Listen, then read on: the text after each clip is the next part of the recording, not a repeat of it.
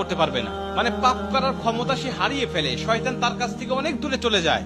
নবীজি বলছেন, যদি কোনো ব্যক্তি এই দোয়াটা মাত্র একবার পাঠ করে, যেদিন সে পাঠ করবে ওই দিন শয়তান চিৎকার করে কাঁদতে থাকে, চিৎকার করে আওয়াজ দিয়ে বলতে থাকে যে আজকে সারাদিন তুই আমার ওয়াসওয়াসা থেকে মুক্ত হয়ে গেলি, আমি ইচ্ছা করেও আজকে তোকে আর ধোঁকা দিতে পারবো না, তুই আজকে আর কোনো পথভ্রষ্টের কাজ করতে পারবি না, তুই সেটা আমার কাছ থেকে মুক্ত হয়ে গেলি।